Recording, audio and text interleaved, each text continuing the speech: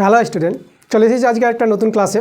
আজকে আমরা নিয়ে এসেছি দেখো WBHA test paper 2025 page number C21, question number 1, 2, 3, 4 objective টাইপের প্রশ্নগুলো করাবো মাধ্যমিক ম্যাথ। তোমাদের যে আজ স্কুলটা নিয়েছি, ঠিক আছে, তোমরা 21 পাতায় চলে যাবা। এই যে তোমাদের বইটা আছে WBHA, এই বইটা তোমরা বের করো। আমি বলেছিলাম এই বইটা তোমরা জোগাড় করে নেবা। আজকে আমাদের প্রথম ক্লাস WBHA। তো এখান থেকে এই টেস্ট পেপার থেকে তোমাদের দেখো যে স্কুলটা নিয়েছি 8 নম্বর স্কুলটা আছে north Bengal district inter school test. তাহলে এই স্কুল থেকে আমি করাবো। তোমরা তাতে করে এই বইটা যাদের আছে এই বইটা নিয়ে নাও। এই বইটা খুলতে হবে তোমাদের, আর আমার সঙ্গে সঙ্গে অঙ্কগুলো করতে হবে। তো চলো আমরা অঙ্কগুলো দেখছি। দেখো 1 নম্বর প্রশ্ন নিয়েছি। 1 প্রশ্নগুলো আমাদের আছে MCQ টাইপের প্রশ্ন আছে। তাহলে দেখো 1 একটা কী বলছে, A ও B এর মূলধনের অনুপাত 10:9 এবং লাভের অনুপাত 2:1। তাহলে A এর মূলধন 9 মাস খাটলে B এর মূলধন খেটেছে কত মাস? ঠিক আছে, আচ্ছা B এর মূলধন কত মাস খেটেছে সেটা আমরা ধরে নিব। এখানে দেখো A ও B এর মূলধনের অনুপাত যখন দেওয়া আছে, তাহলে আমরা A এর মূলধনটা আমরা 9x নিয়ে নিলাম, আর B এর মূলধনটা আমরা A এর মূলধনটা আমরা নিব 10x। তাহলে A এর মূলধনটা আমরা নিব 10x, ঠিক আছে, যেহেতু আমাদের অনুপাত থেকে আমরা নিতে পারবো 10x, আর B এর মূলধনটা আমরা নিব 9x। ওকে, আচ্ছা এবার দেখো, এবার আমরা করব কি, যে এখানে বলে দিয়েছে A এর মূলধনটা কত মাস খাটছে, A এর মূলধনটা 9 মাস খাটছে। তাহলে এখানে দেখো, তাহলে A এর মূলধনটা আমাদের খাটছে 9 মাস ইজডু, আর B এর মূলধনটা কত মাস খাটে আমরা এখানে ধরে নিব, ধরি B এর মূলধন Y মাস খাটে, Y মাস খাটে, ঠিক আছে, Y মাস খাটে। তাহলে দেখো B এর মূলধনটাকে Y দিয়ে গুণ করবো আমরা। তাহলে 9x, B এর মূলধন ছিল 9x, আর আমরা Y মাস খাটে বলে Y দিয়ে আমরা গুণ করে দেবো। তো এবার দেখো এদের মূলধনের যে অনুপাতটা, মূলধনের অনুপাতটা আর লাভের অনুপাতটা কী হয়, সমান হয় একই সময়ের ক্ষেত্রে, ঠিক আছে, এটা তোমাদের জানতে হবে। এখানে আমরা কাটাকাটি করি, x কেটে যাবে, এখানে 9 কেটে যাবে। তাহলে আমাদের দেখো এখানে থাকছে 10:, এদিকে থাকছে Y, এদিকে থাকছে 2:1। এখান থেকে Y এর মান বের করলে অ্যান্সার, ঠিক আছে, কত মাস কেটেছিল সেটা Y ধরেছিলাম আমরা, 10/Y, এদিকে 2/1। তাহলে এখানে দেখো 2 দিয়ে কাটাকাটি যাবে, 2 × 5 = 10। তাহলে আমরা Y এর মানটা পেয়ে গেলাম 5। তাহলে B এর মূলধনটা 5 মাস কেটেছে, সেটা দেখো, সেটা অপশান আছে আমাদের B নম্বর অ্যান্সারটা।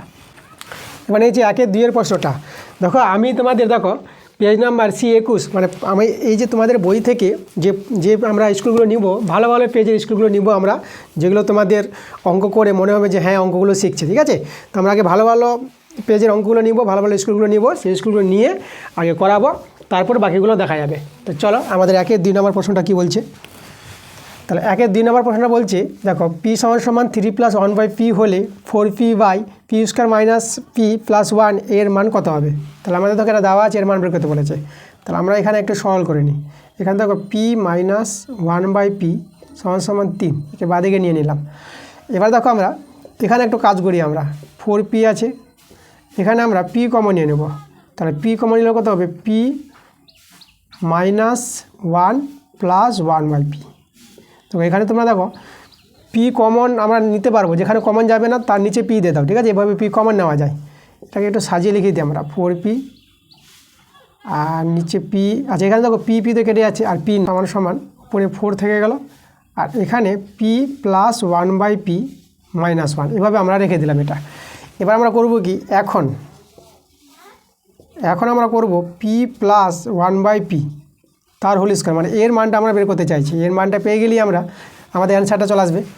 তাহলে এর মান কত হবে, দেখো এর সূত্র আমরা কি জানি, P - 1/3, এটা হবে 1/P, 1/P তার whole square minus P - 1/P তার whole square minus A minus হবে, এখানে প্লাস হবে, ঠিক আছে।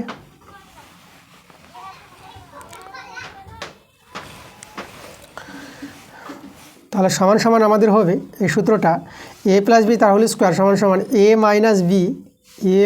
B তার হোল স্কয়ার প্লাস 4AB, ঠিক আছে, এটা একটা সূত্র আছে। এবার দেখো এখানে P কেটে গেল, আর এর মানটা আমাদের 3 জানি, তো এটা আমরা 3 বসিয়ে দিলাম। তাহলে এখানে হবে 9 + 4, ঠিক আছে, 9 + 4 আমরা কত পেয়ে যাবো, 9 + 4 আমরা পেয়ে যাবো 13। তাহলে আমরা এখান থেকে P + 1/P এর মানটা পেয়ে যাব ±√13, ঠিক আছে, মানটা পেয়ে গেলাম। এবার এই জায়গায় মানটা আমরা বসিয়ে দেবো। তাহলে এখানে দেখো উপরে তো 4 আর এর মানটা কত বের করলাম, প্লাস মাইনাস √13 -1। তাহলে দেখো আমাদের এটাই অ্যান্সার। এটা কোথায় মিলছে দেখো, আমাদের ডি নাম্বার অপশনটা মিলছে। তাহলে অ্যান্সার আমাদের ডি নাম্বার। 1-3 প্রশ্নটা বলছে 5 সেমি ও 3 সেমি ব্যাসার্ধ বিশিষ্ট দুটি বৃত্ত পরস্পরকে বহিঃস্পর্শ করলে তাদের সরল সাধারণ স্পর্শক রেখাংশটির দৈর্ঘ্য কত হবে। দেখো এখানে আমরা ছবি এঁকে বুঝাই। আমাদের একটা বড় বৃত্ত আছে, তাহলে আমরা একটা বড় বৃত্ত তৈরি করলাম আর একটা ছোটো বৃত্ত, দুটি বৃত্ত বহিঃস্পর্শ করেছে। তাহলে এখানে আমরা একটা বৃত্ত ছোটো বৃত্ত তৈরি করব যারা বহিঃস্পর্শ করেছে।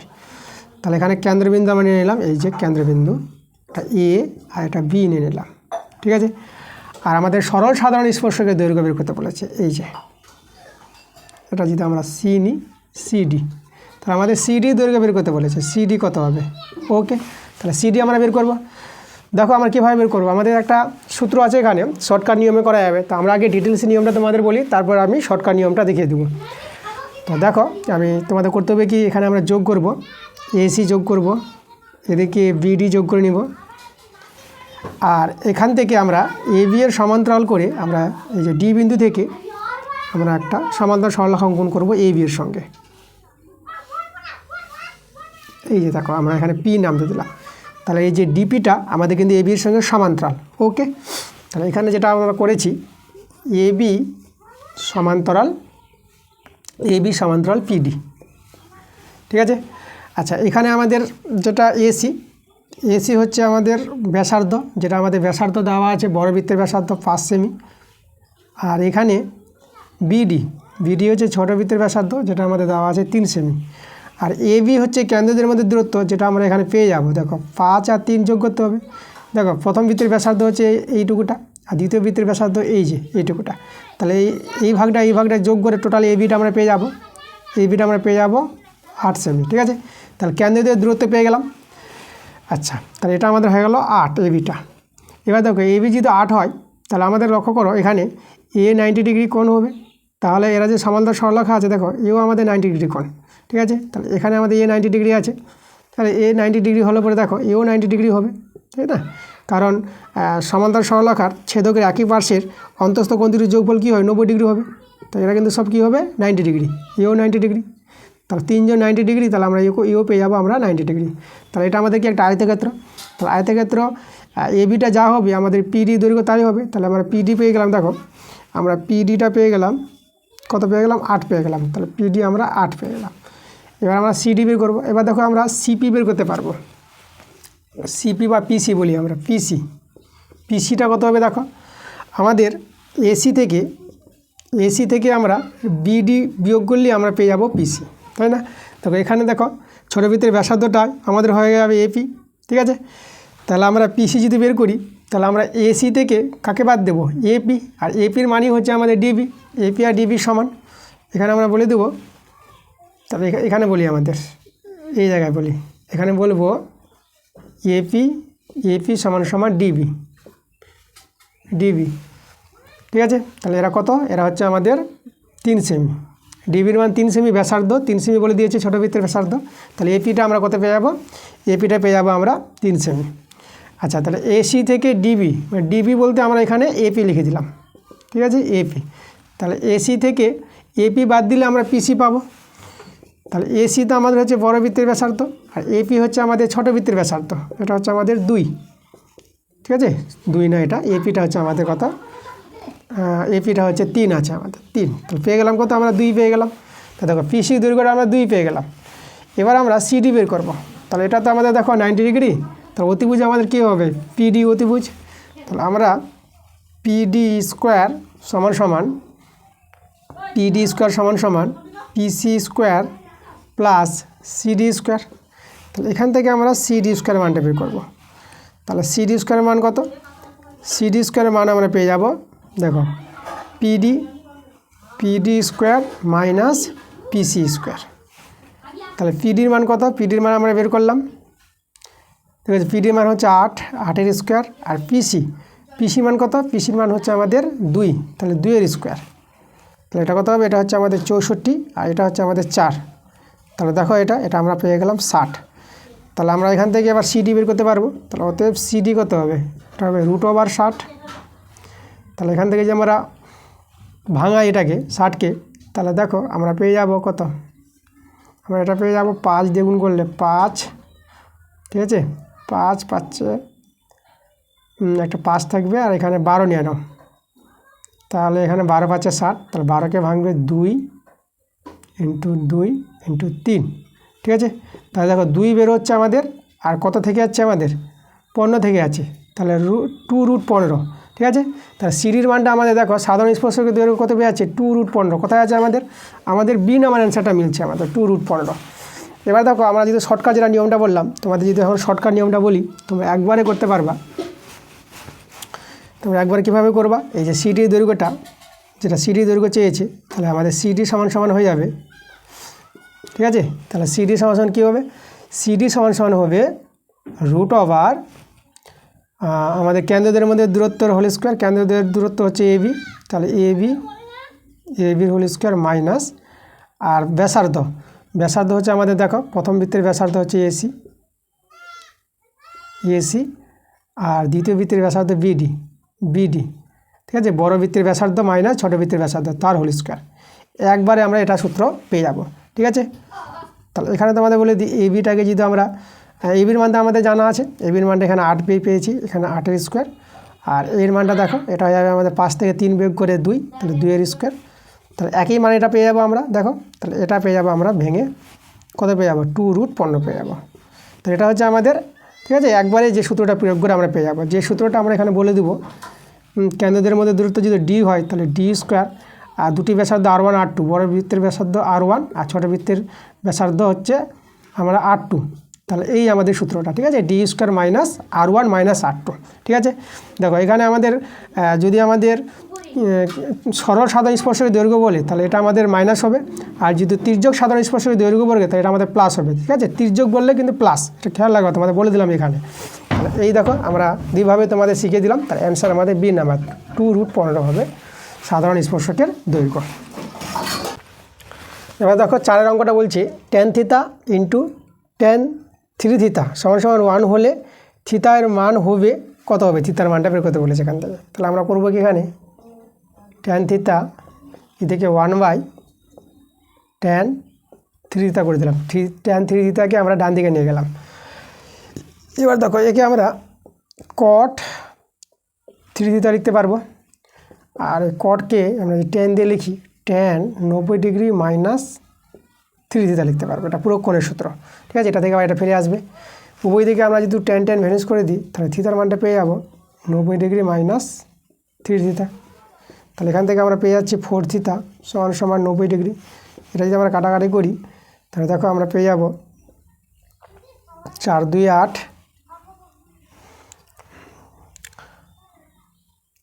দেখো আমরা 2 দিয়ে কাটাকাটি করি, তাহলে 2 দিয়ে কাটাকাটি করলে 45°, আর এখানে 2 দিয়ে 4, তাহলে থিতার মানটা কত পেয়ে গেলাম 45°/2, তাহলে থিতার মানটা আমরা পেয়ে যাব 22.5°, তাই না। 45-এর অর্ধেক 22.5°। দেখো 22.5° কোথায় আছে থিতার মানটা, আমাদের এই নাম্বার অ্যান্সারটা। দেখো 1-এর 5 প্রশ্নটা বলছে একটি বরফের গোলক আছে, একে গলতে শুরু করার 15 মিনিট পর দেখা গেল তার বক্রতলের ক্ষেত্রফল 19% হ্রাস পেয়েছে। তো কোনো বরফের যদি গোলক থাকে সেটা কি গলতে শুরু করবে, আর 15 মিনিট পর দেখা গেছে গোলকটা গলে কতটা হয়ে গেছে, বক্রতলের ক্ষেত্রফলটা 19% হ্রাস পেয়ে গেছে। তাহলে এই সময়ে যত শতাংশ বরফ গলেছে তা হলো, তাই না, যত শতাংশ বরফ গলেছে তা কত হবে, মানে আয়তনটা বের করতে বলেছে, কত শতাংশ বরফ গলেছে, ঠিক আছে। আচ্ছা এখানে দেখো আমরা প্রথমে ধরে নিব গোলকের ব্যাসার্ধ, ধরি এখানে বরফের গোলক আছে, গোলকের ব্যাসার্ধ আমরা আর ধরে নিলাম, ঠিক আছে। তাহলে অতএব গোলকের ক্ষেত্রফল মানে সমগ্র তলের ক্ষেত্রফল সেটা হবে কি 4πr², ঠিক আছে। আচ্ছা এখানে দেখো আমাদের যেটা ক্ষেত্রফল হ্রাস পেয়ে আমাদের যেটা 19% হ্রাস পেয়েছে, তাহলে হ্রাস পেয়ে কত হবে, তাহলে আমরা লিখব হ্রাস পেয়ে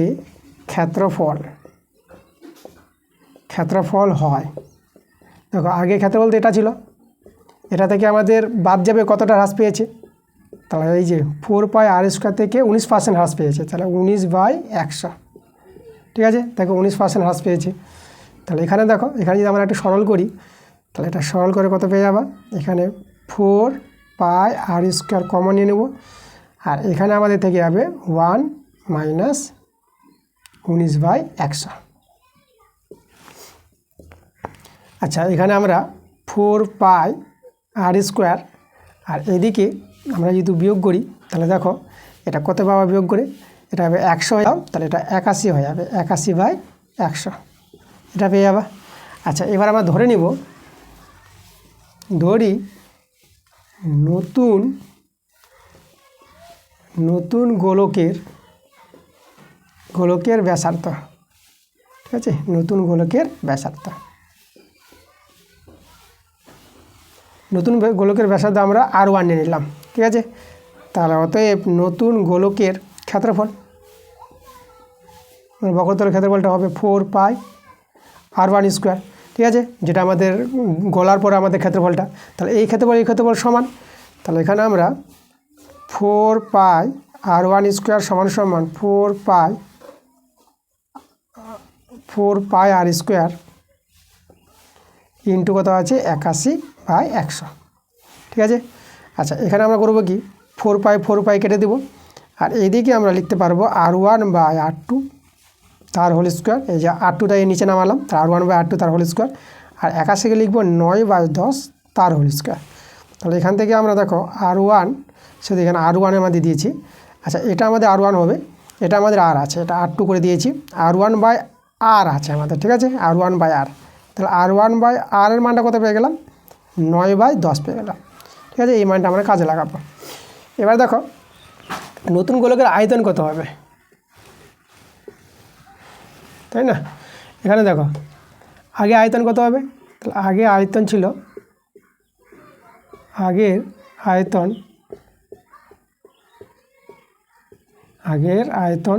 4/3πr³। ঠিক আছে, গোলকের আয়তনের সূত্র 4/3πr³। আর নতুন গোলকের আয়তন কত হবে, 4/3πr1 তার কিউব। ঠিক আছে, এবার দেখো আমাদের আয়তন কতটা হ্রাস পাচ্ছে, আয়তনের হ্রাস পাওয়ার কথাটা এখানে বলেছে। তাহলে আয়তন শতকরা আয়তন হ্রাস পায় কত পাবে, দেখো আমাদের এই হবে এটা 4/3πr³, এটা থেকে কমবে কত, 4/3πr1³। ঠিক আছে, তাহলে এতটা আমাদের কি হ্রাস পেয়েছে। এবার শতকরা হ্রাসটা আমাদের বের করতে গেলে কত থেকে, এই যে 4/3πr³। ঠিক আছে, সেটা আমাদের নিচে হবে, যেখান থেকে আমাদের কমেছে। আর এখানে আমরা কত দিয়ে গুণ করব, এটা আমরা 100 দিয়ে গুণ করবো, এই যে শতকরা যেটা আয়তন কমেছে। তাহলে এবার দেখো এখানে আমরা কমন নিয়ে নেব, 4/3πr³ কমন নিয়ে নেব। তাহলে এখানে 1 থাকবে, আর এখানে আমাদের R1, আর নিচে আমরা আরটা নিয়ে নেবো। দেখো এখানে তো R³ ছিল না, তাহলে আমরা R³ নিচে দিয়ে দিলাম, আর নিচে দিয়ে এটা, আচ্ছা এখানে আমরা কি করব, এখানে আমরা কিউব করতে দিলাম, এটা একটা বড় বন্ধনী নিয়ে নিচ্ছি, আমরা বড় বন্ধনী নিয়ে নিলাম। আর নিচে ছিল আমাদের 4/3πr³,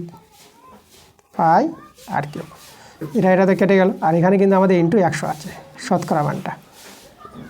এবার দেখো সরল করো, 1 মাইনাস, আচ্ছা এটা পুরো কেটে গেছে, আমাদের কিছু নাই, উপরে আছে দেখো 1 মাইনাস R1 R2-র মানটা কত আছে আমাদের, 9/10। ঠিক আছে, এই যে 100 গুণ আছে আবার। ঠিক আছে, তাহলে এখানে আমাদের কিউব ছিল, এটা আমরা কিউব করে নেব।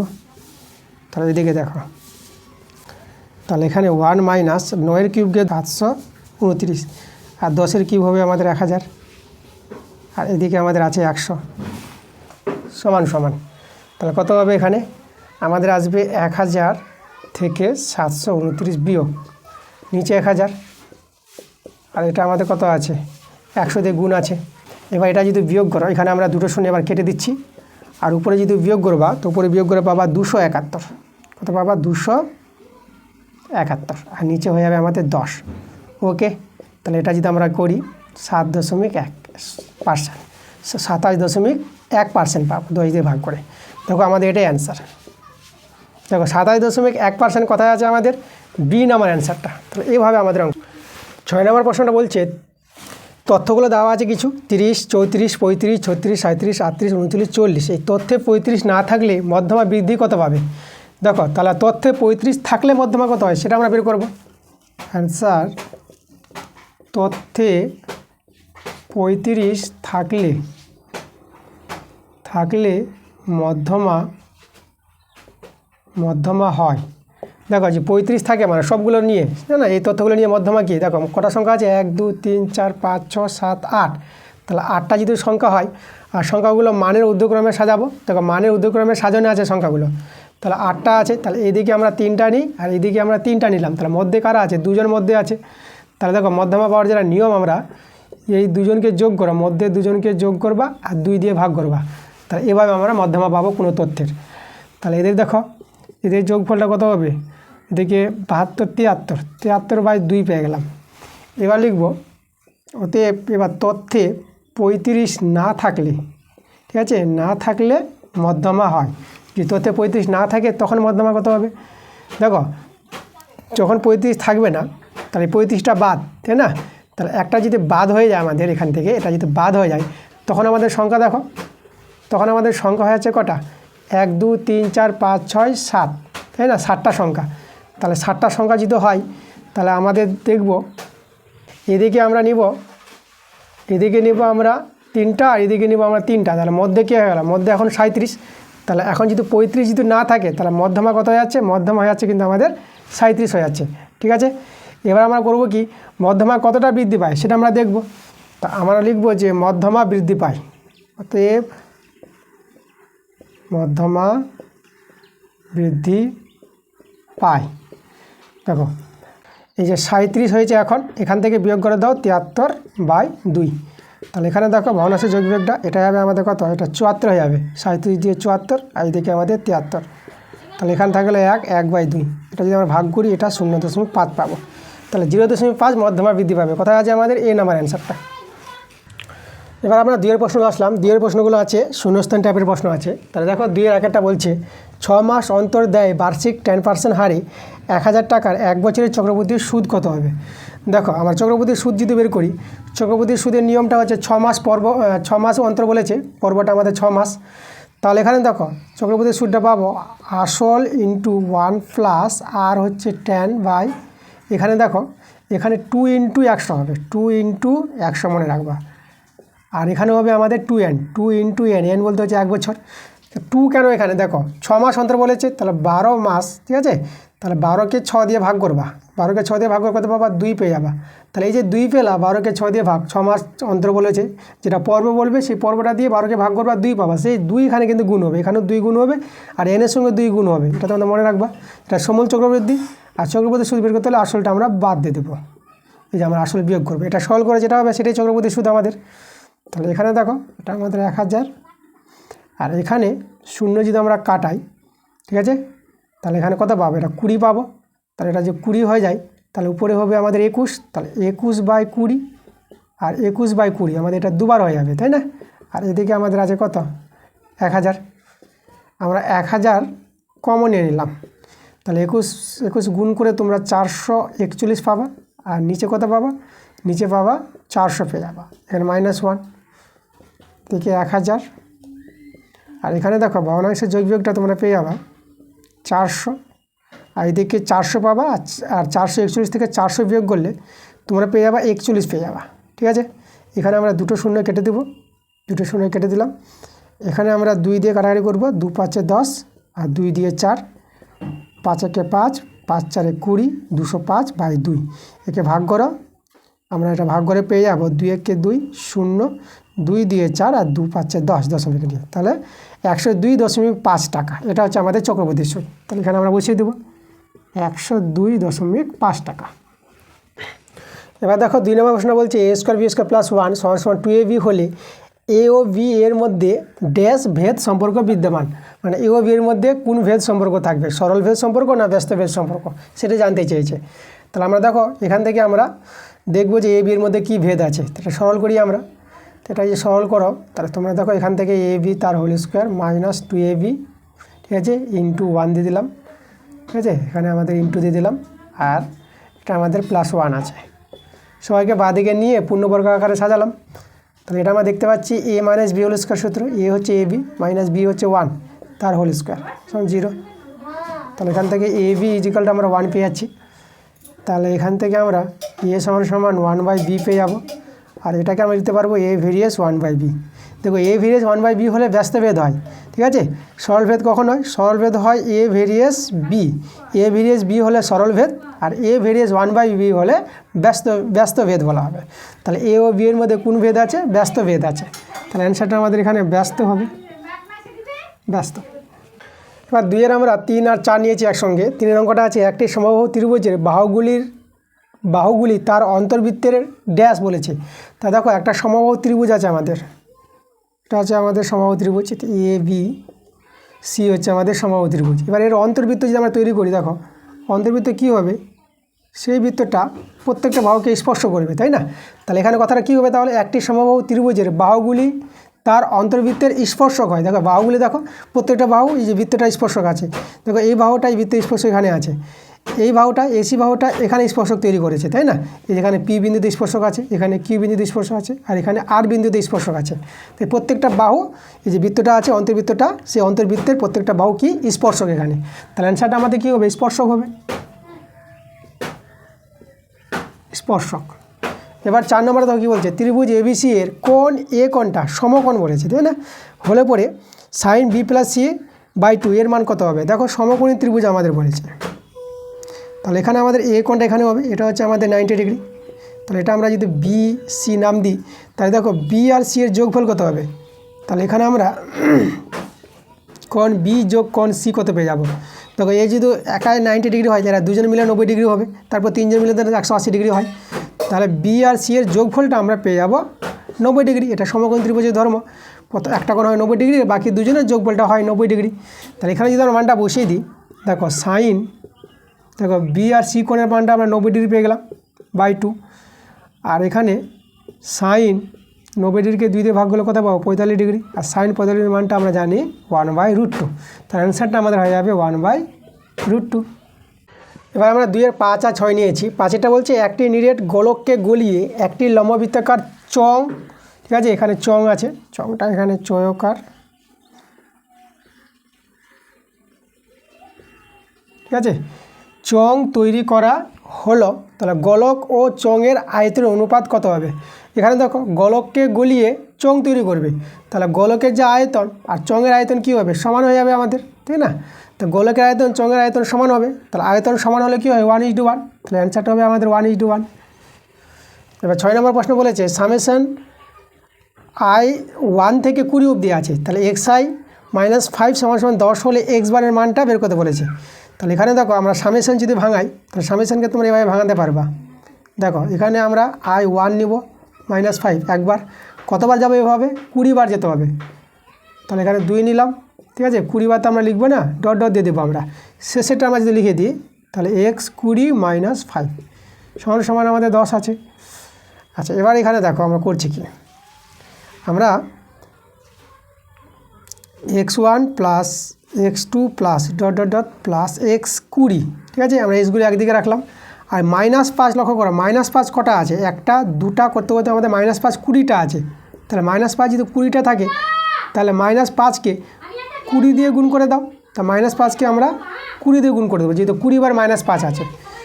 আর এদিকে কত আছে? এদিকে আমাদের আছে 10।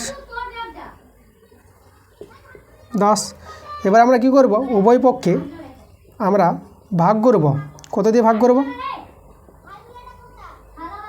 আমরা 20 দিয়ে ভাগ করছি, একেও আমরা 20 দিয়ে দিলাম, -5 ইন্টু পৃথক করে আমরা একেও 20 দিয়ে দিলাম, আর আমরা এটাকেও 20 দিলাম, ঠিক আছে, 20 দিয়ে আমরা ভাগ করে দিলাম। আচ্ছা তাহলে এখানে দেখো এই যে মানটা, ঠিক আছে, এখানে 1 থেকে 20টা আছে, 20টা বোধহয় সমষ্টি বাই 20 আছে, তাহলে এটা আমাদের কি? এটা গড় আছে, তাহলে এই গড়টাকে আমরা বলতে পারবো x বার, ওকে, মাইনাস, এখানে 20 কেটে গেল, তাহলে এখানে আমাদের 5 দাঁড়িয়ে গেল, আর এদিকে যদি কাটাকাটি করো, এটা তোমরা 1/2 পেয়ে যাচ্ছ।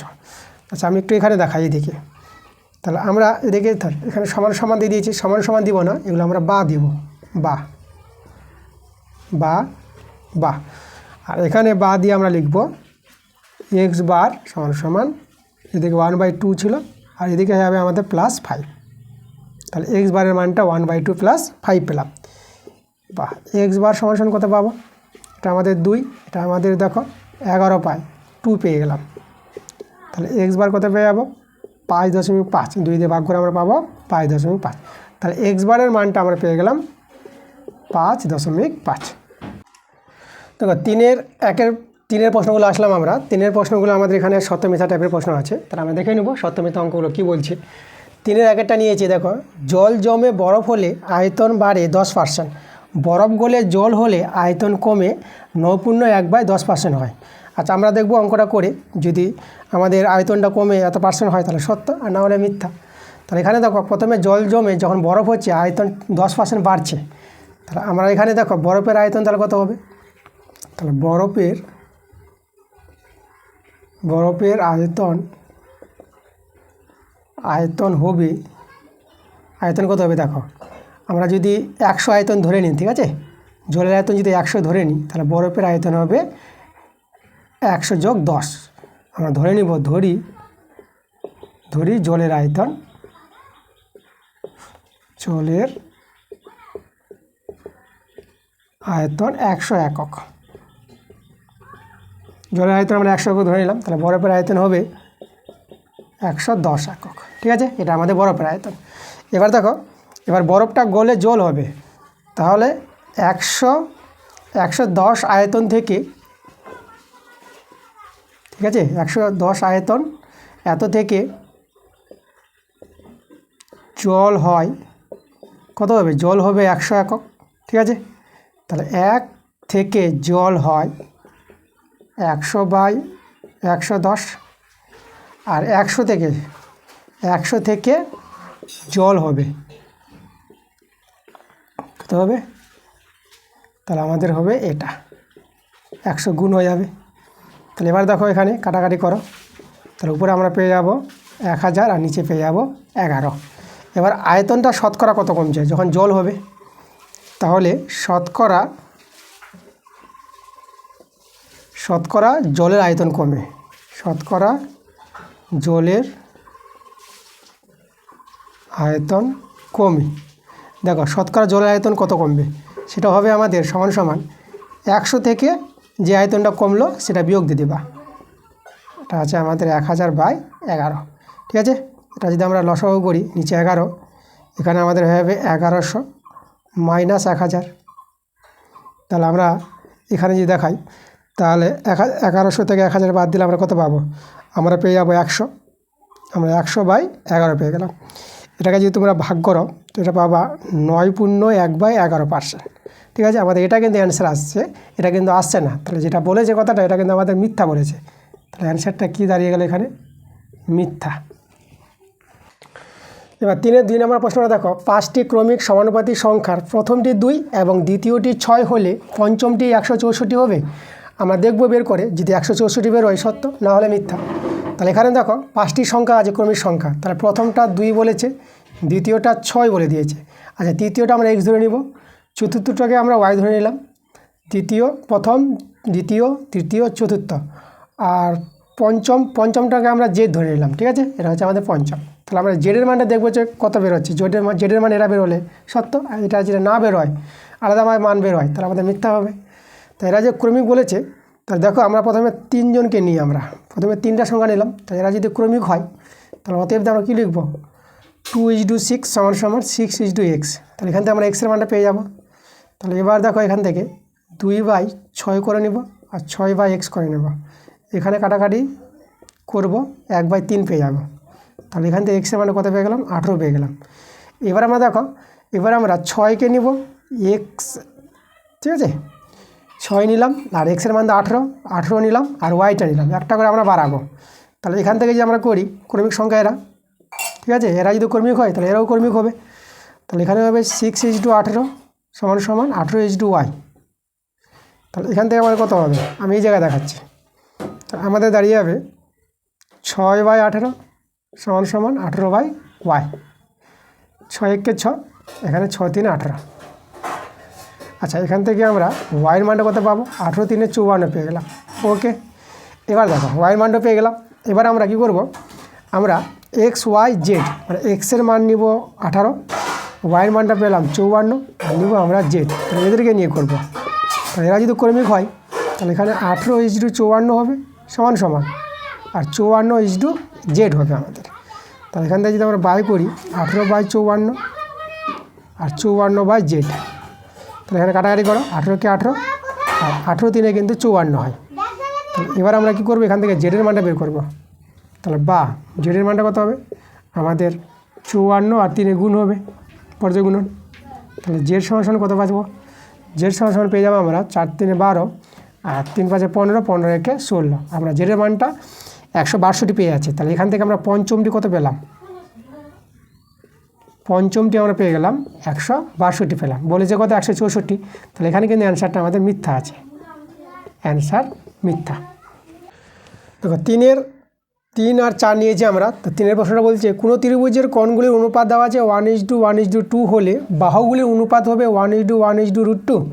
আচ্ছা, এখানে দেখো কোণগুলির অনুপাত দেওয়া আছে আমাদের। তাহলে কোণগুলির অনুপাত থেকে আমরা কোণগুলি ধরে নিতে পারবো। প্রথম কোণটা আমরা x ডিগ্রি ধরে নিলাম, দ্বিতীয় কোণটাকে আমরা x ডিগ্রি ধরে নেব, আর তৃতীয় কোণটাকে আমরা 2x ডিগ্রি ধরে নেব। অনুপাত থেকে কোণ ধরা যায়। তা দেখো 3টা কোণের যোগফল আমরা জানি 180 ডিগ্রি হয় ত্রিভুজের। তো এখান থেকে আমরা এক্সের মান পাবো। তো এটা হবে আমাদের 4x ডিগ্রি, আর দেখে 180, 4 দিয়ে কাটাকাটি করলে কত পাবো আমরা পেয়ে যাবো 45 ডিগ্রি। 45 ডিগ্রি, তাহলে x ডিগ্রির মানটা কত পেলাম? 45 ডিগ্রি। তাহলে কোণটি কোথায় হবে? কোণটি হয়ে গেল আমাদের 45 ডিগ্রি একটা, আর একটা 45 ডিগ্রি, আর একটা হবে আমাদের 90 ডিগ্রি।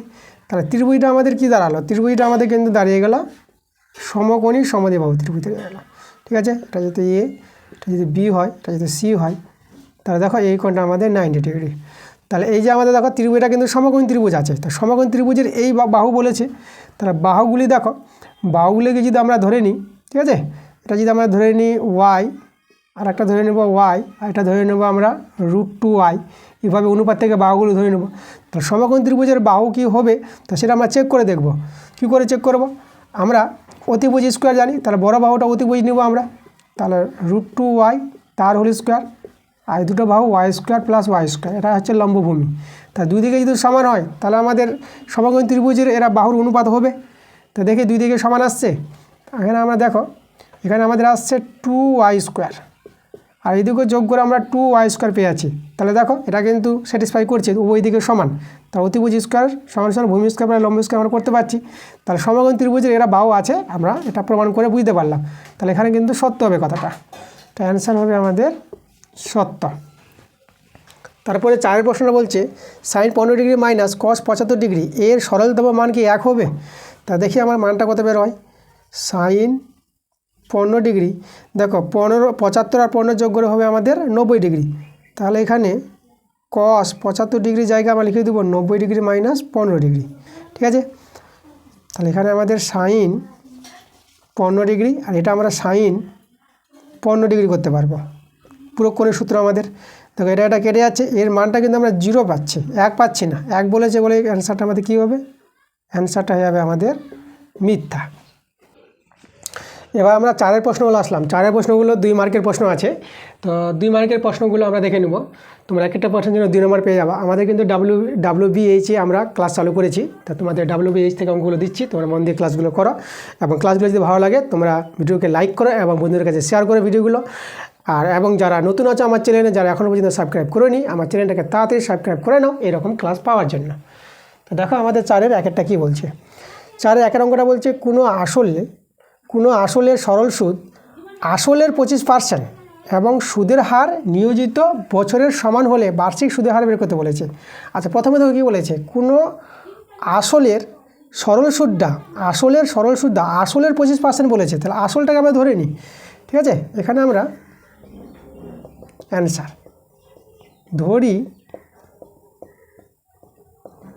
ধরি আসলটা আমাদের পি, তাকে আমরা ধরে নিলাম x টাকা। তাহলে এখান থেকে দেখো অতএব সুদ পেয়ে যাব, সুদটা আমাদের আয়, সুদ কত পাবো? আসলের 25%, 25/100, এটা কাটাকাটি করো, এটা 25/400, তাহলে x/4 টাকা পেয়ে যাবো। এটা আমাদের কী পেয়ে গেলাম? সুদ পেয়ে গেলাম। এবার দেখো আবার ধরবো আমরা, আবার ধরি সরল সুদের হারটা আমরা ধরে নেব। সরল সুদের হার কত? আমরা R% ধরে নিলাম। তাহলে এখানে বলতে পারবো প্রশ্নানুসারে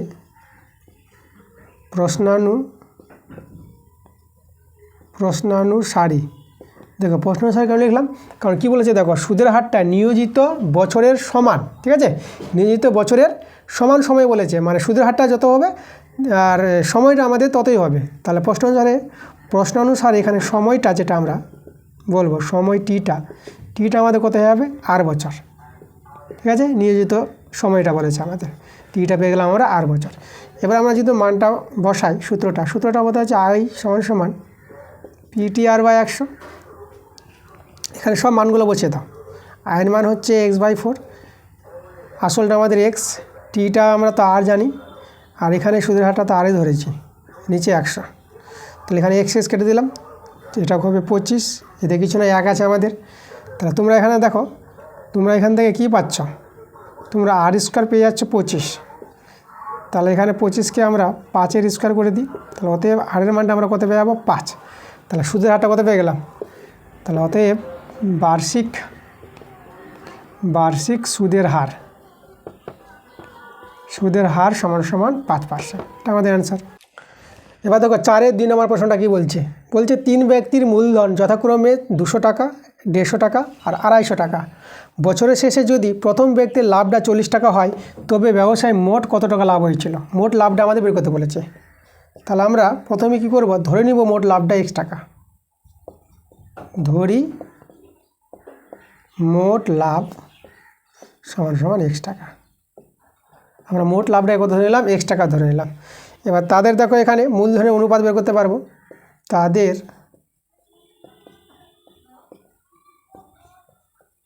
মূলধনের অনুপাত,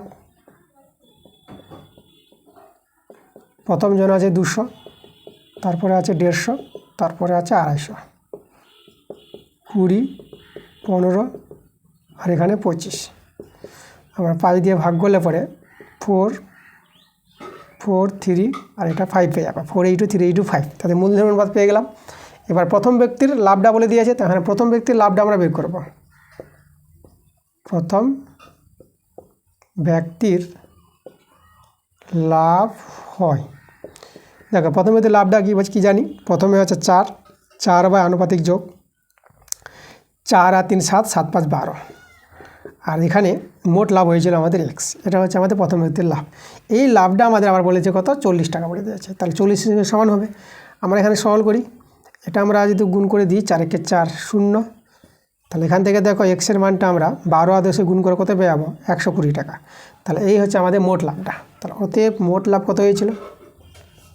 মোট লাভ হয়েছিল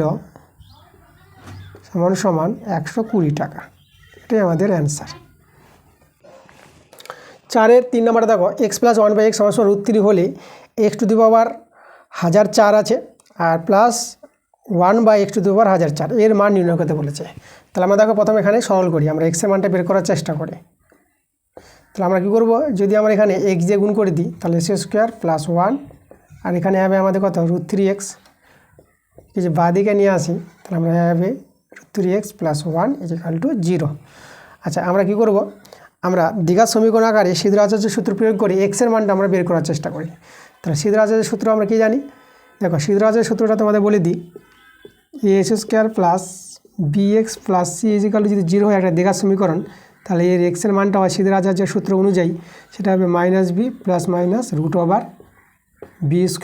- 4ac/2a। ঠিক আছে, এটা হচ্ছে সিদ্ধ আচার্যের সূত্র। একবারে আমরা এক্সের মান বের করতে পারবো, দুটো এক্সের মান বেরিয়ে আসবে। তাহলে ওই অনুযায়ী আমাদের দেখো কী হবে? এটা হবে আমাদের প্লাস হয়ে যাবে, +√3 ± এটা হচ্ছে √3² 3 হয়ে যাবে, -4ab বলতে এখানে দেখো 1 1 গুণ করে 1ই হবে, তাহলে -4, আর নিচে 2a বলতে তো আমাদের 1। তাহলে এটা আমরা কত পেলাম? √3 ± এখানে দেখো আমরা -1 পেয়ে যাচ্ছি। তো যখন √এর মধ্যে -1 পাবো, এটা কি অবাস্তব মান? তাহলে এই মানটা কিন্তু আমরা পেয়ে গেলাম অবাস্তব, বাস্তব মান কিন্তু আমরা পাবো না, যেহেতু রুট ওভারের মধ্যে মাইনাস আছে। তাহলে অবাস্তব মান পেয়ে গেলাম। তাহলে এক্সের মান যদি অবাস্তব হয় তাহলে রাশিটার মান কী হবে? অবাস্তব হবে। তাহলে আমরা এই যে মানটা দেওয়া আছে, যার মান বের করতে বলেছি, এরও মানটা আমরা কী পাবো? এর এর বাস্তব মান পাবো না। আর লিখে দেবো বাস্তব মান পাওয়া যাবে না, পাওয়া যাবে না। ঠিক আছে, এর বাস্তব মান পাওয়া যাবে না। দেখো অ্যান্সারে -1 দিয়েছে, -1 কিন্তু আসছে না, এখানে -1 হবে না। আমরা দেখতে পাচ্ছি যে এক্সের মানটা আমরা অবাস্তব পেলাম, তাহলে প্রদত্ত রাশিটার মানটা আমরা কী পেয়ে যাবো? অবাস্তব পেয়ে যাবো, বাস্তব মান পাবো না। এবার দেখো 4 নম্বরটা বলছে a + b √ab = 2:1 হলে a/b এর মান কত হবে? তাহলে আমরা কী করবো? এখানে আমরা a + b √ab = 2/1 অনুপাতকে বাই করে নিলাম। এবার আমরা বর্গ করে নিই, +b², এখানে আমাদের ab হয়ে যাবে, এদিকে আমাদের 4 হয়ে যাবে। আচ্ছা, আমরা কী করবো? বর্গগুণ করে নেব, a + b তার হোল স্কোয়ার 4ab। এবার আমরা বাঁ দিকে নিয়ে আসি, a + b তার হোল স্কোয়ার -4ab = 0। দেখো এর একটা সূত্র আছে, তোমরা পেয়ে যাবে a - b তার হোল স্কোয়ার = 0। ঠিক আছে, a + b whole square -4ab এর সূত্রটা তোমরা পেয়ে যাবে a - b তার হোল স্কোয়ার। তাহলে এখানে দেখো ডান দিকে 0 আছে, তাহলে বর্গটা উঠে যাবে, তাহলে a - b = 0। তাহলে এখান থেকে a = b পেয়ে গেলাম। তাহলে এখানে আমরা যদি করি a/b করি, a/b, তাহলে এদিকে কত হবে? 1 হয়ে যাবে, bটাকে নিচে নামিয়ে দিলাম। তাহলে এবার দেখো আমরা এখান থেকে আমরা কী পেয়ে যাচ্ছি? a/b পেয়ে যাবো কত? 1:1, কারণ 1-এর নিচে আমরা জানি 1 আছে, তাহলে 1:1 লিখতে পারবো। তাহলে a/b এর মানটা 1:1 পেয়ে গেলাম। তাহলে এটাই আমাদের অ্যান্সার। এবার 4-এর 5 অঙ্কটা দেখো, বলছে দুটি বৃত্তের ব্যাসার্ধের দৈর্ঘ্য 3 সেমি এবং 2 সেমি। যদি বৃত্তদ্বয়ের কেন্দ্র দুটির দূরত্ব 13 সেমি হয়, তবে বৃত্ত দুটির তির্যক সাধারণ স্পর্শকের দৈর্ঘ্য নির্ণয় করো। দেখো এখন তির্যক বলেছে, হ্যাঁ এই ক্লাসের আগের একটা অঙ্ক হয়েছে, সরল সাধারণ স্পর্শকের দৈর্ঘ্য বের করতে বলেছিল, এখন কিন্তু তির্যক সাধারণ স্পর্শকের দৈর্ঘ্য বের করতে বলেছে। তা দেখো আমাদের দুটো বৃত্ত আছে, একটা বড় বৃত্ত আছে, একটা ছোট বৃত্ত আছে। তাহলে আমরা প্রথমে আগে বড় বৃত্ত তৈরি করলাম, তারপরে একটা ছোট বৃত্ত তৈরি করলাম। এই যে আমাদের ছোট বৃত্ত। এবার কি বলেছে? তির্যক। তাহলে কেন্দ্রদের মধ্যে দূরত্ব তো আমাদের বলে দিয়েছে, কেন্দ্র আমরা a আর b নিলাম। ঠিক আছে, আচ্ছা এবার দেখো তির্যক সাধারণ স্পর্শক। তাহলে তির্যক সাধারণ স্পর্শকটা আমরা এভাবে তৈরি করি, এই যে এভাবে তৈরি করলাম। ঠিক আছে, তাহলে এটা আমরা নাম কি দেবো? আচ্ছা এটার নাম দিয়ে দেবো এখানে c, আর এখানে নাম দিয়ে দেবো আমরা d। তাহলে CD দৈর্ঘ্যটা আমাদের বের করতে হবে। ঠিক আছে, এখানে আমাদের দেখো আমরা যদি বলি ব্যাসার্ধ আমাদের দেওয়া আছে AC, ঠিক আছে, আর এদিকে আমাদের BD দেওয়া আছে। ঠিক আছে, এখানে ব্যাসার্ধ অ্যান্সার দিয়ে আমরা শুরু করব। AC আমাদের ব্যাসার্ধ, তাহলে ব্যাসার্ধ যেটা আমাদের, যাকে আমরা বড় বৃত্তের ব্যাসার্ধ, এটা বড় বৃত্ত ধরে নেব, সেটা আমরা 3 সেমি আছে, 3 সেমি, একে আমরা R1 নিয়ে নিলাম। আর BD হচ্ছে আমাদের ছোট বৃত্তের ব্যাসার্ধ, যেটা 2 সেমি বলে দিয়েছে, এটা আমরা কত নেব? R2 ধরে নিলাম এটাকে। আর AB কেন্দ্রদের মধ্যে দূরত্ব যেটা, তাহলে এটা আমাদের কত দেওয়া আছে? এটা আমাদের 13 সেমি দেওয়া আছে। ঠিক আছে, একে আমরা কী ধরে নিলাম? D ধরে নিলাম। ওকে, এবার আমরা কি করব? এবার আমরা একটা সূত্র জানি। ঠিক আছে, তাহলে অতএব দিয়ে আমরা লিখব বৃত্ত দুটির তির্যক সাধারণ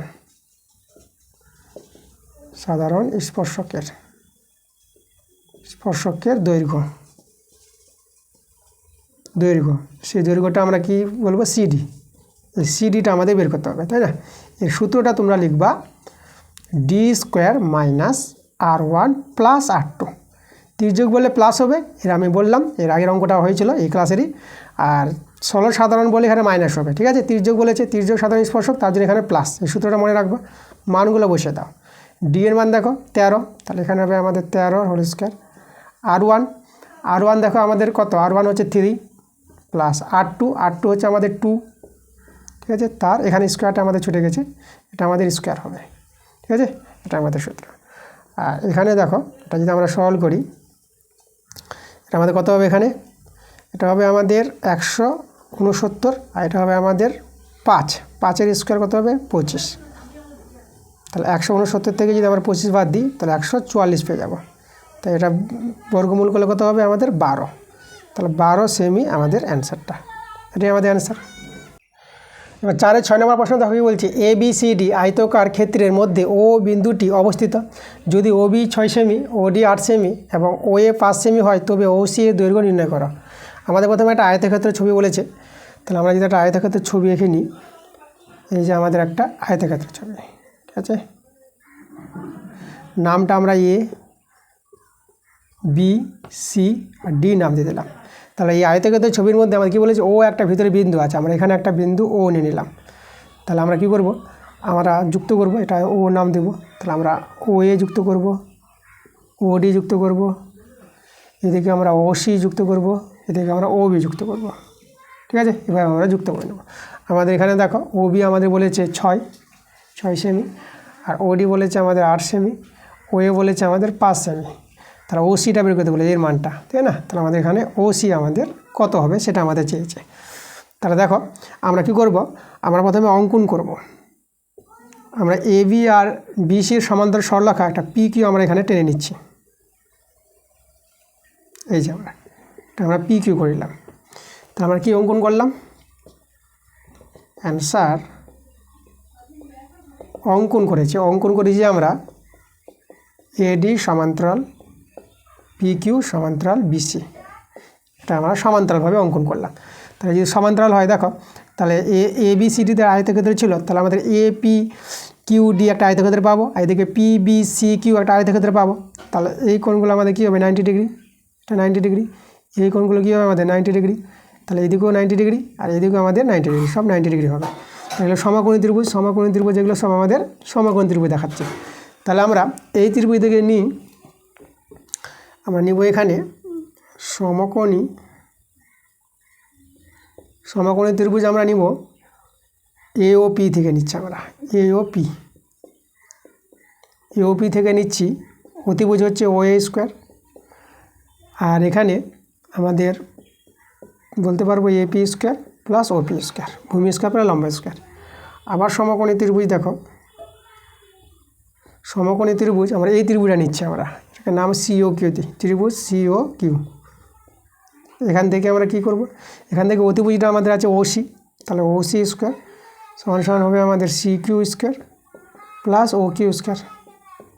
এবার এদেরকে আমরা যোগ করে নিই, তাহলে অতএব যদি যোগ করি আমরা তাহলে পাবো OA square plus OC square, এদিকে AP square plus OP square plus CQ square plus OQ square, ঠিক আছে, বাদিকে যোগ, ডান দিকে যোগ। এবার দেখো এখানে আমরা এপির জায়গায় আমরা DQ বসাতে পারবো, যেহেতু একটা আয়তক্ষেত্র তৈরি হয়ে গেছে এগুলো সমান্তরাল তৈরি করে। তাহলে AP সমান DQ, তাহলে AP জায়গায় আমরা লিখে দেবো DQ স্কোয়ার। আচ্ছা, OP স্কোয়ার আমাদের থাক।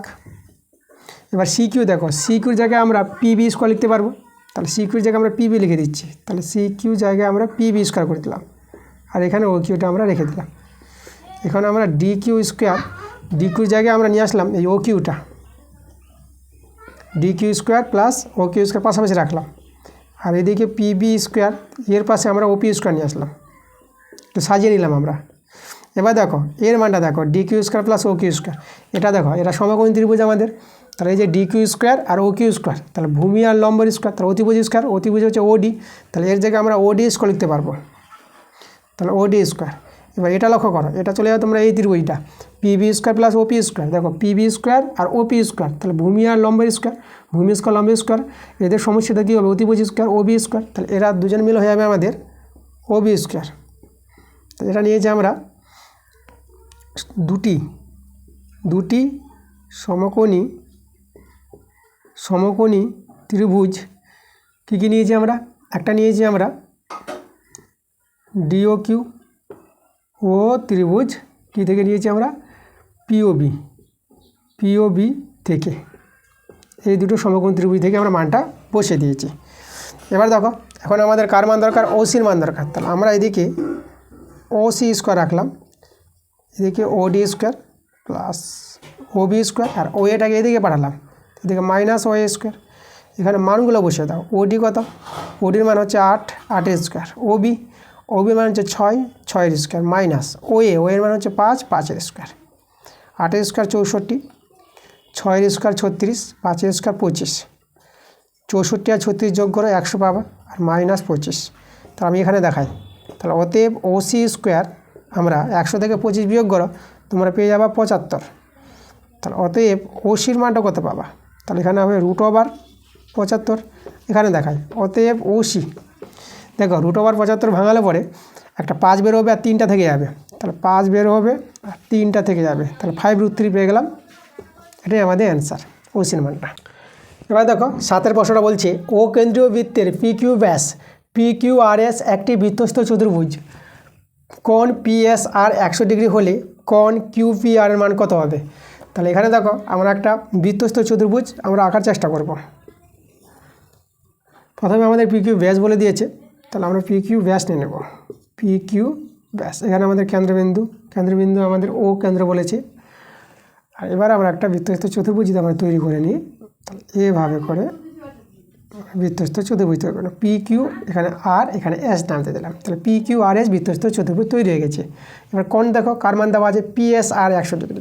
PSR মানে এই কোণটা আমাদের বলেছে 100 ডিগ্রি বলে দিয়েছে। এটা কার মান বের করতে বলেছে, কোণ QPR। তাহলে QPR, তাহলে আমাদের দেখো PR যোগ করতে হচ্ছে এখানে, তাহলে আমরা যোগ করে নেব PR। প্রশ্নে যেভাবে বলা থাকবে সেভাবে তোমরা অনুযায়ী ছবিটা তৈরি করে নিতে পারবা। তাহলে আমাদের কার মান বের করতে বলেছে, এই যে QPR মানে এই কোণের মানটা আমাদের দরকার, এখানে ছবি থেকে আমরা দেখে নেব। তাহলে এই কোণের মানটা পাবো কী করে, দেখো আমরা এই কোণটা আমরা পেয়ে যাবো 90 ডিগ্রি। এটা জানি আমরা, অর্ধবৃত্তের সময় 90 ডিগ্রি হয়। তাহলে এখানে আমরা লিখে দেবো অ্যান্সার দিয়ে কোণ PRQ 90 ডিগ্রি। ঠিক আছে, কেন, যেহেতু অর্ধবৃত্তস্থ কোণ সমকোণ, এটা আমরা জানি অর্ধবৃত্তস্থ কোণ সমকোণ হয়। এবার এটা 90 ডিগ্রি পেয়ে গেলাম। এবার দেখো এটা পেয়ে গেলে এটা পেয়ে যাবো, তাই না? কারণ দেখো এরা যে বৃত্তস্থ চতুর্ভুজের বিপরীত কোণগুলো কী হয়, পরস্পর সম্পূরক হয়। তাহলে আমরা অতএব তো লিখতে পারবো কোণ PQRটা, PQR এটা কত হবে, 180 ডিগ্রি থেকে মাইনাস হবে 100 ডিগ্রি। এখানে কারণটা লিখবা, যেহেতু বৃত্তস্থ চতুর্ভুজের বিপরীত কোণগুলি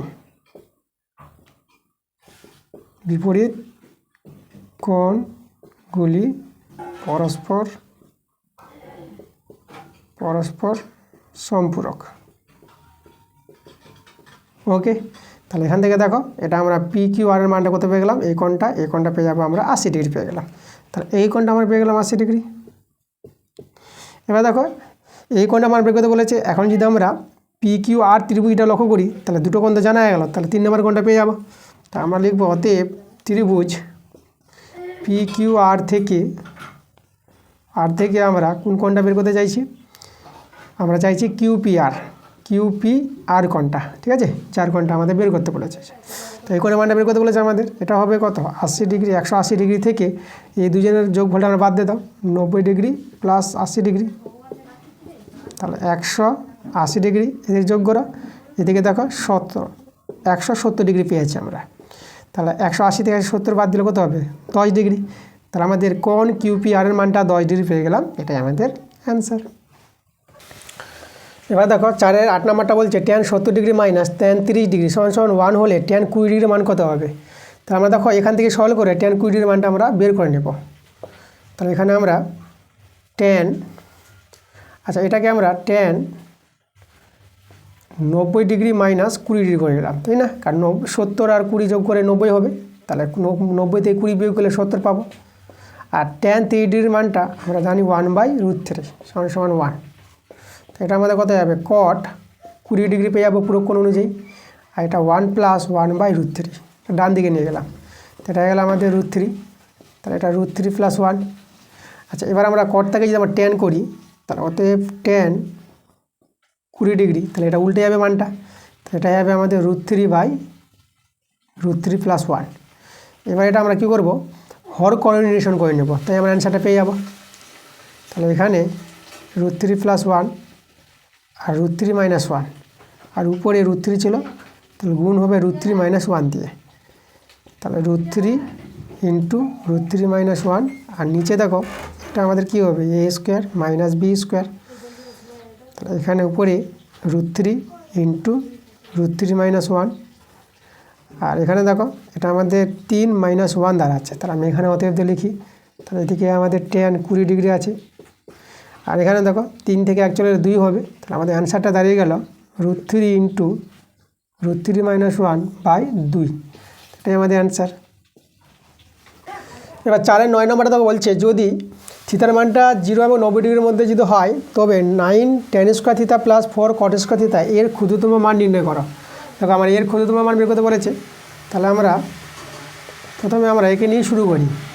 9 tan square theta plus 4 cot square theta. দেখো এটা সমান সমান আমরা কী করবো, a square plus b square তৈরি করবো। তো এটাকে লিখতে পারবো 3 tan থিতা তার হোল স্কোয়ার প্লাস 2 cot থিতা তার হোল স্কোয়ার। আচ্ছা, a square plus b square সূত্র ভাঙাও। এই সূত্রটা লিখবো 3 tan থিতা মাইনাস 2 cot থিতা তার হোল স্কোয়ার প্লাস 2ab। 2 বলতে a হচ্ছে আমাদের 3 tan থিতা ইন্টু, আর b হচ্ছে 2 cot থিতা। আচ্ছা, tan আর cot পাশাপাশি তাহলে কেটে যায়। তাহলে এবার দেখো আমাদের এখানে মানটা কত দাঁড়ালো, এদিকে 3 tan থিতা 2 cot থিতা তার হোল স্কোয়ার, আর এদিকে গুণ করো 2 3 6 আর 6 দিয়ে 12, তাহলে প্লাস 12। আচ্ছা, এখানে দেখো এবার আমরা করব, এদিকে আমাদের আছে 9 tan স্কোয়ার থিতা আর এদিকে আছে 4 cot স্কোয়ার থিতা। এখন আমরা কী করবো, এই মানটা আমরা ছেড়ে দেবো। তাহলে এর যে একটা বর্গ যে আছে রাশির বর্গ, তো এর মানটা কী হয়, সবসময় 0 কিংবা 0-এর চেয়ে বড়ো হয়। একে যদি বাদ দিই তাহলে এর মানটা হবে 12 কিংবা 12-এর চেয়ে বড়ো। তাহলে একে আমরা যদি ছেড়ে দিই সেটা হবে 12, এর মানটা হবে 12 কিংবা 12-এর চেয়ে বড়ো। কেন? কারণ এখানে তোমরা পাশে লিখো 3 tan থিতা মাইনাস 2 cot থিতা এর হোল স্কোয়ার, এর মানটা কী হয় 0 কিংবা 0-এর চেয়ে বড়ো। যে কোনো রাশির মানটা 0 কিংবা 0-এর চেয়ে বড়ো হয়, রাশির বর্গের মানটা, তাই না?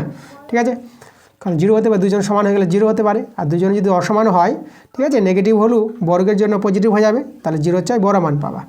তাহলে 0-এর চেয়ে বড়ো হলে এই মানটা 12-এর চেয়ে বড়ো হয়ে যাবে, আর 0 হয়ে গেলে পরে 12-এর সঙ্গে সমান হবে। ঠিক আছে, তাহলে এখান থেকে আমরা বলতে পারবো, দেখো এর মানটা সবচেয়ে ছোটো মান আমরা 12 পেয়ে গেলাম।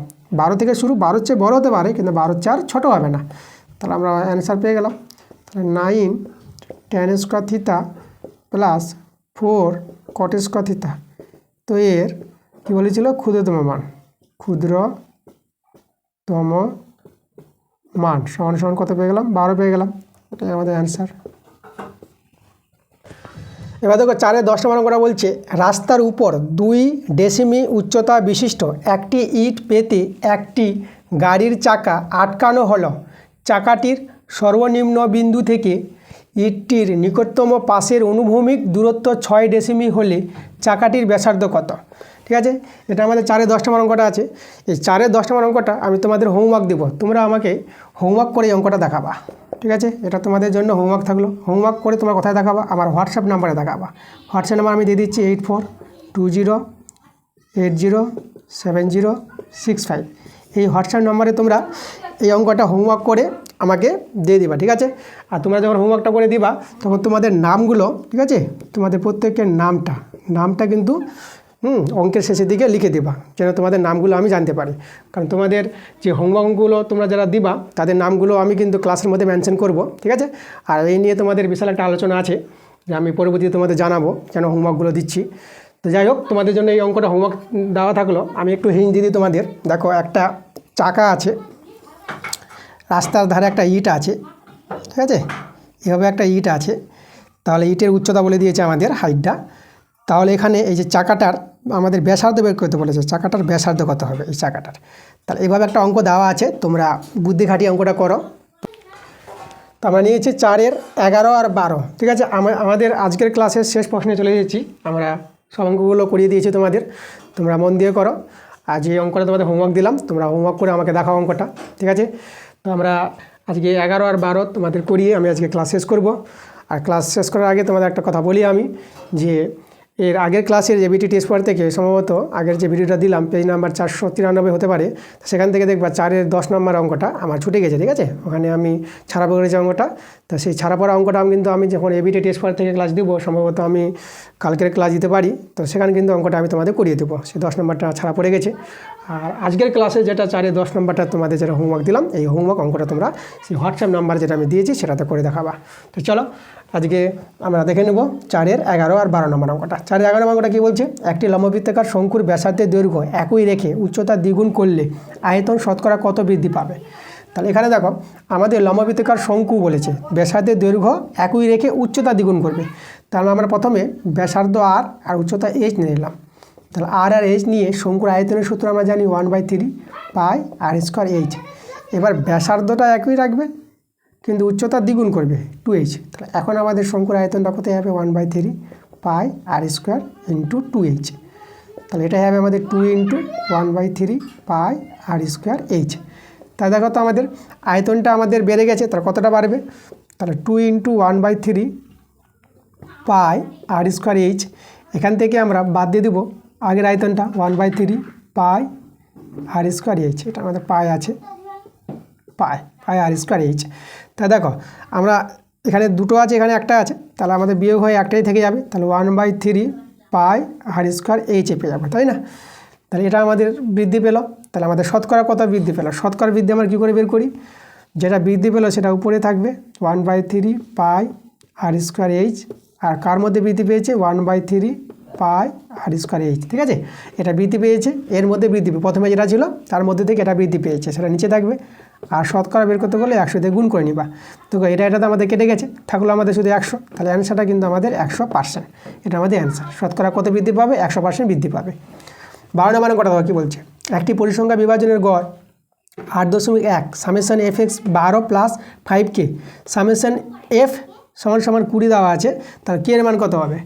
তাহলে দেখো এখানে পরিসংখ্যা বিভাজনের গড় দেওয়া আছে। তাহলে আমরা পরিসংখ্যা বিভাজনের গড়ের সূত্র জানি আমরা, ঠিক আছে, যেটাকে যৌগিক গড় বলা হয়।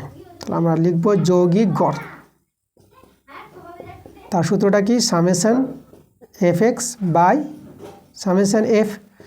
তাহলে এদের মানগুলো আমাদের দেওয়া আছে। দেখো এর মানটা যৌগিক গড়টা কত বলে দিয়েছে, 8.1 বলে দিয়েছে। তাহলে এখানে আমরা মানটা বসাই, সামেশন fx-এর মানটা আছে 12 + 5k আর নিচে সামেশন fটা আমাদের দেওয়া আছে 20 সমান আমাদের কত 8.1।